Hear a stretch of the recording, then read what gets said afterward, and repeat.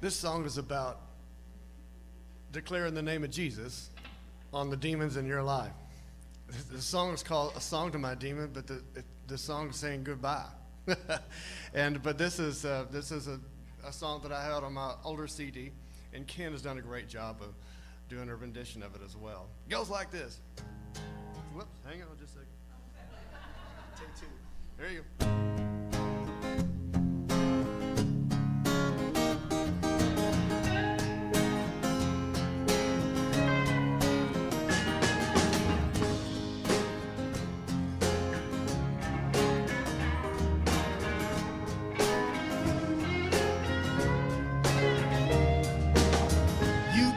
Talking like I plumb lost my mind.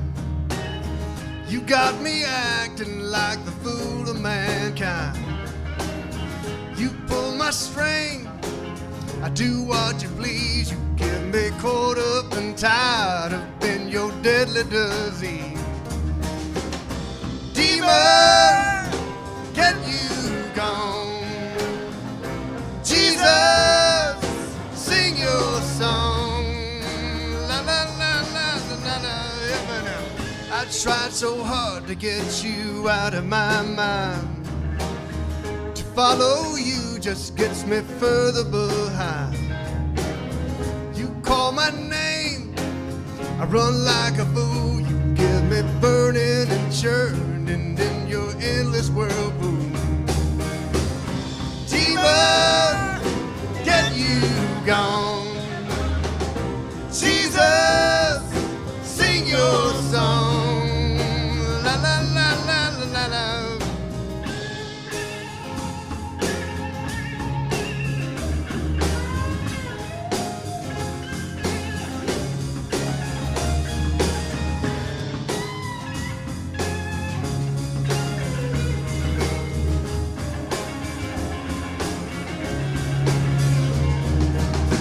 This fight is over and Lord Jesus has won. The love he has for me has only begun. I call his name, I stand in his light. You see, you cannot stand upon his heavenly might. Demon, get you gone. Jesus, sing your song. La la la la la la.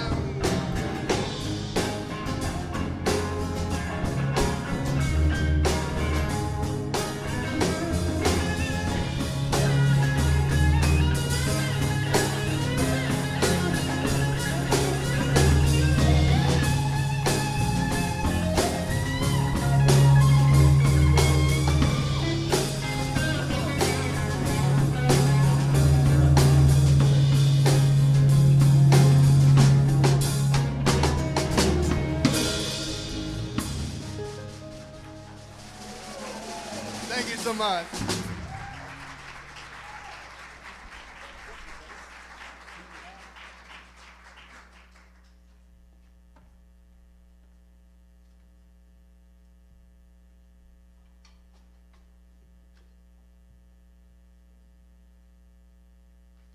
Anybody hurt?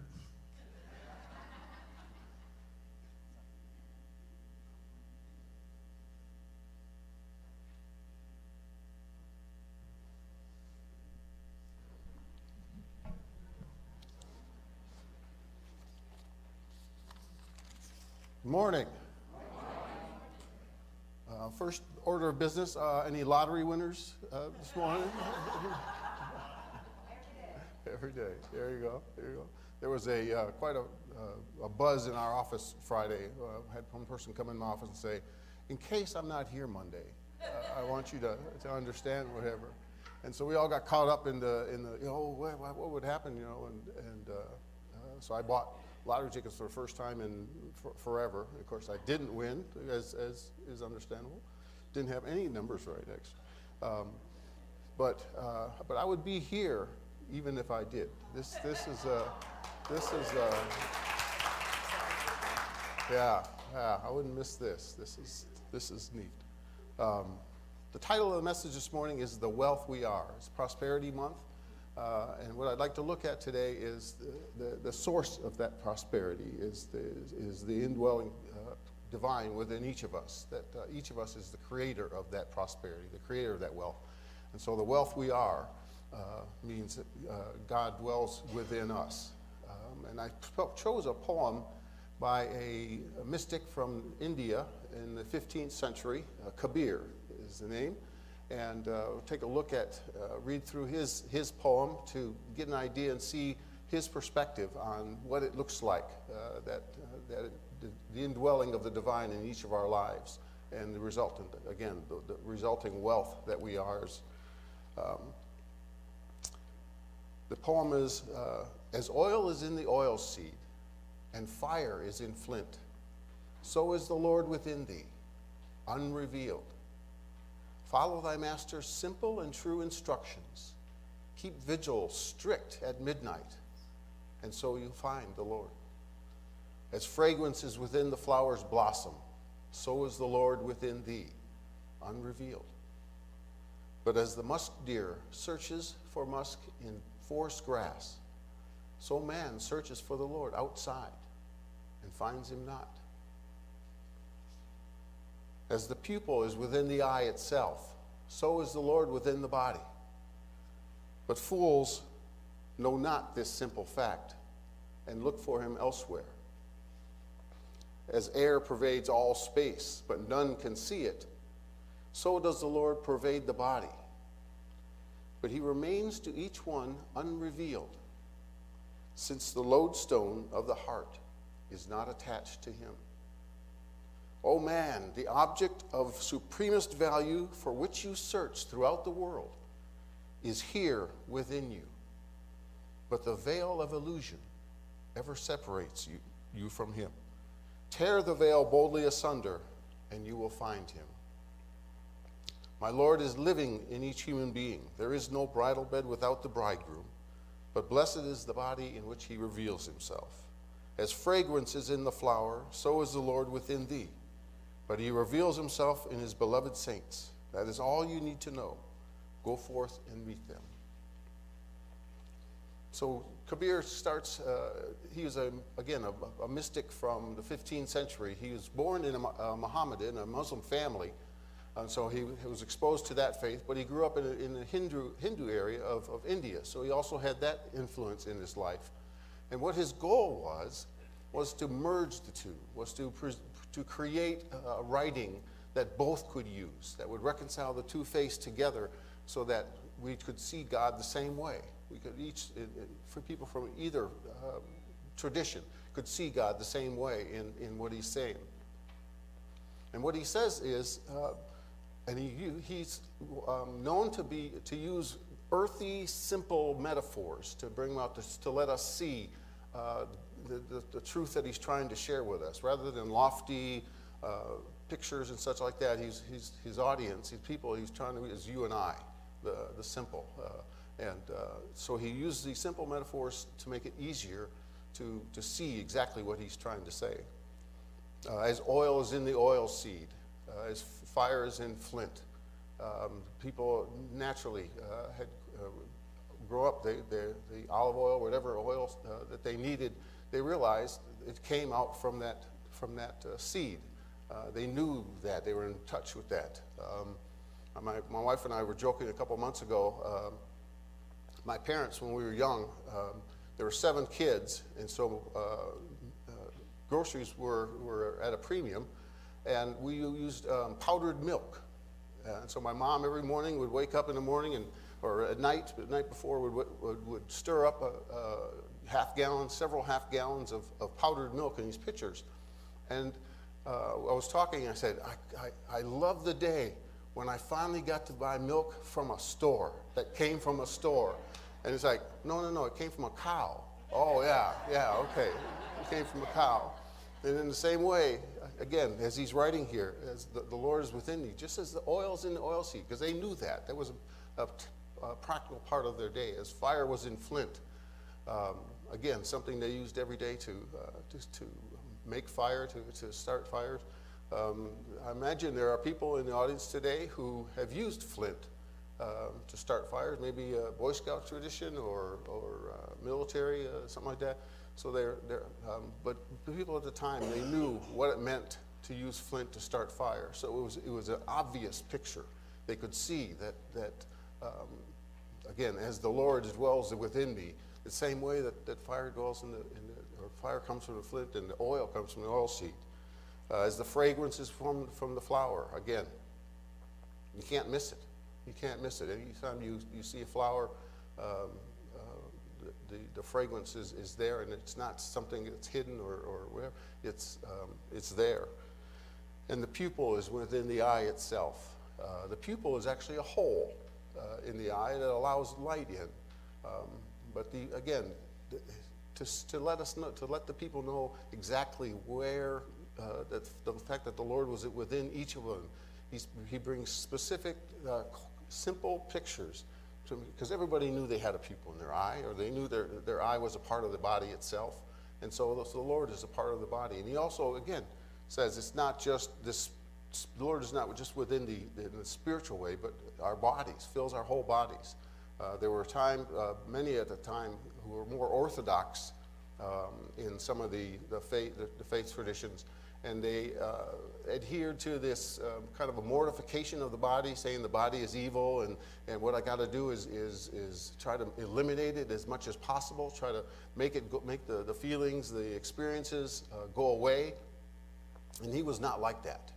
And from the author I read, it made him a dangerous man, because he was married, he had children, and so what he's saying is the Lord is there all the time, and very simple. You don't need to go somewhere to some mosque or become a monk in some way to eliminate yourself from the world. The Lord is within the today, and everywhere we go. It's just a natural part of our being. And this air pervades all space.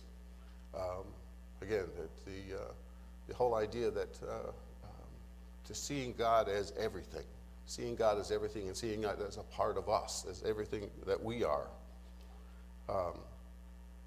So the first thing he does is to say, God is within us. God is within us. And he uses, again, these simple metaphors to make it very plain to us. And that is the basis of the wealth that we are. That is the basis of the wealth that we are. Sometimes we want to look for something more fancy, something more earth-shattering, whatever. But when we stop and we go in quietly, like during John's meditation, and we listen, we hear the beauty, we hear the wealth that we are within us, because we are one with God. But he also finishes each line by saying that the Lord is within the unrevealed. Unrevealed. And he talks about the fact that even though God is within us and dwells within us, there are times when maybe we don't totally see that. We don't totally know that presence in our lives. So it can be revealed in different measure. What he says, talks about the musk deer searches for musk in forest grass, and in the same way, man looks outside himself for God. And so sometimes when he talks about God being unrevealed, again, God dwells within us, and yet there are times when we can totally overlook that, and totally miss the fact, the power and the majesty, whatever, that is that indwelling presence of God in our lives. And he gives us a couple of explanations on why that's happened, how that happens, how we get to the place where sometimes God is not as revealed as we could be enjoying it, or as God is not as revealed as we'd like. And he says, again, so man searches for him outside. We look for God outside ourselves. The musk deer, in that area, the musk deer is a tiny little deer, less than 3 foot tall, about 30 inches tall. Hind legs are larger than the front legs, kind of like a jackrabbit shape. And the musk is, only the male musk deer has the musk organ, whatever, and of course it's used partly, mostly for attracting a mate. And so a lot of times we look outside ourselves for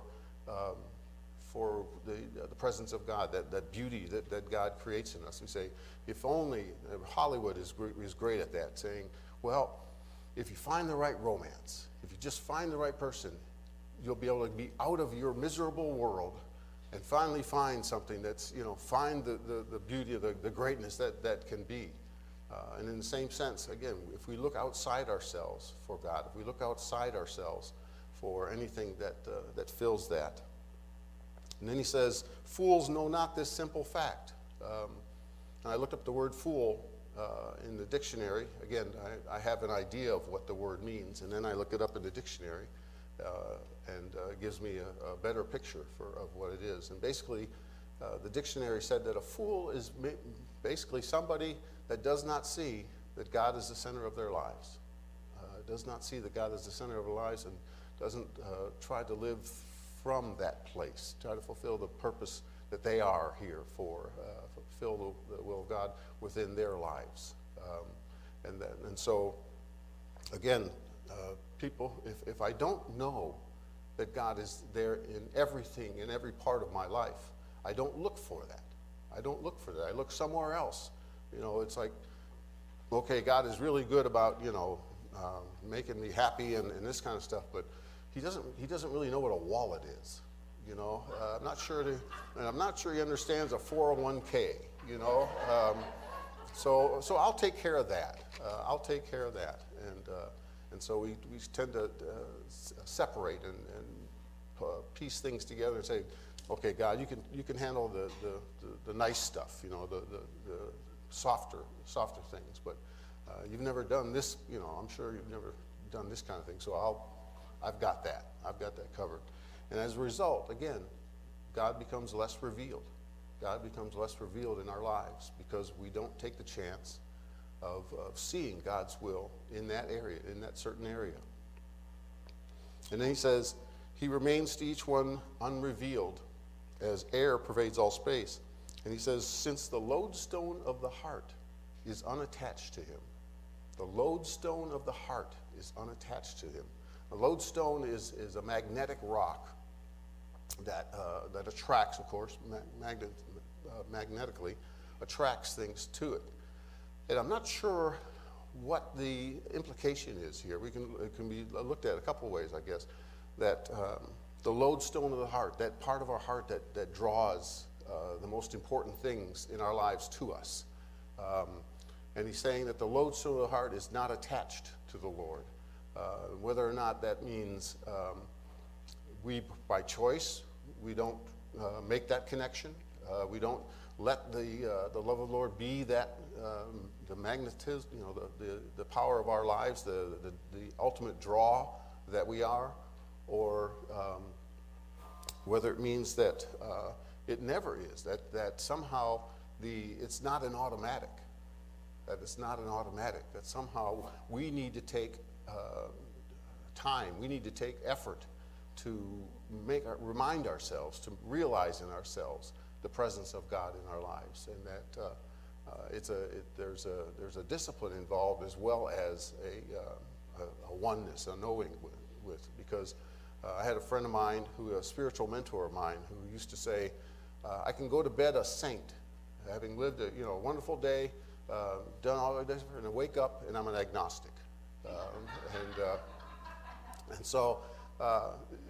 And he says, and then I know exactly what to do when I wake up in that agnostic mood. It's like I take time, I stop, I spend some time in quiet meditation and remind myself, oh yeah, God and I are one.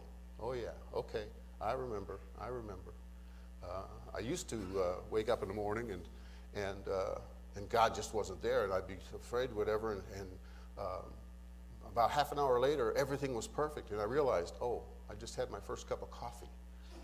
That was it. So I started not drinking coffee, because I didn't like that transition.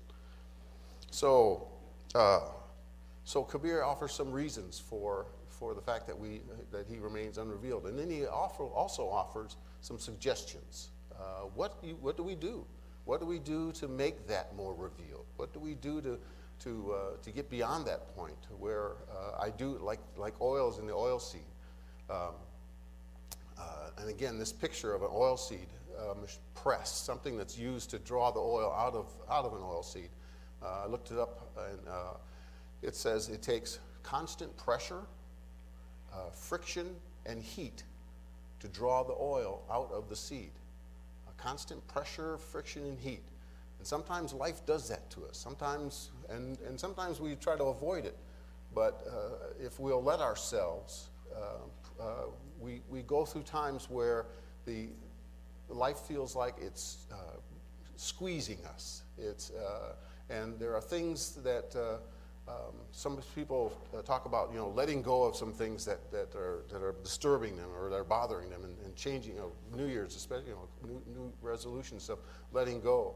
And I find that again, this experiencing this pressure, this friction and heat, whatever, that finally I don't so much let go as I can't hold my hands closed anymore, because the pressure of trying to hold on to some of that. And so he says part of the solution is to see that some things need to be happen, that we need to apply ourselves to knowing this reality in our lives.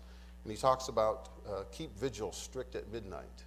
Now again, he was not a member of the orthodoxy that said, you've got to be praying 24 hours a day, you've got to be whipping yourself and trying to make the body go away, trying to make all desires and all things logged in, pointed in one direction. So that was not his picture. That was not what he's talking about when he's saying keep vigil strict at midnight.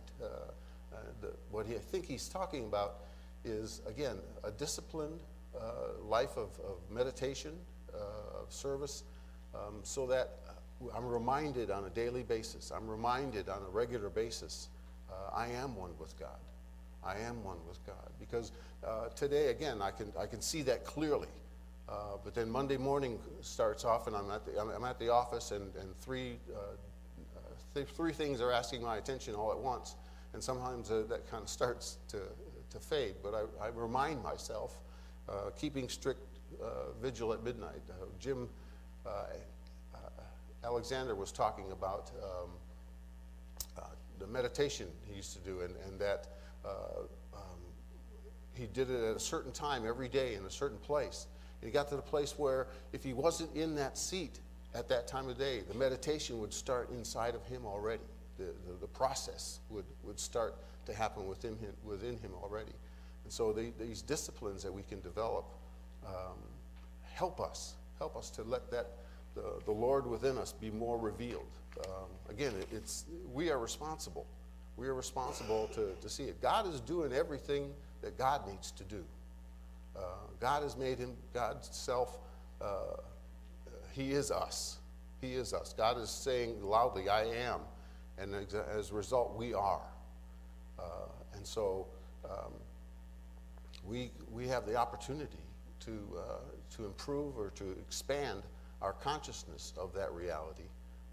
But it takes some time. It takes some effort and some time and some discipline. He also talks about the fact that fellowship. So he says he reveals himself in his beloved saints. That is all you need to know. Go forth and meet them. We are his saints.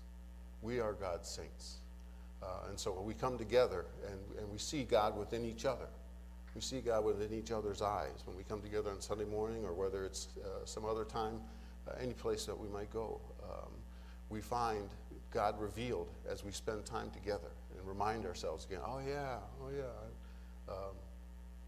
There are certain people that if I am acting a certain way or upset about something, whatever, as soon as I see them, I realize, oh, I'm off kilter here. I'm off kilter. And so this fellowship can serve as a way, and he talks about following the Master's simple and true instructions. Now, Master's here is capitalized, meaning it's referring to the divine, that the instructions, the moving of the Spirit within us will guide us to that place. But also, spiritual mentors are helpful, people who we can look to, who see us objectively, where we might not see ourselves objectively. People we can go talk to and say, this is going on, and I just can't see God in what's going on, and they can help us see that. So he offers suggestions on how we can do that.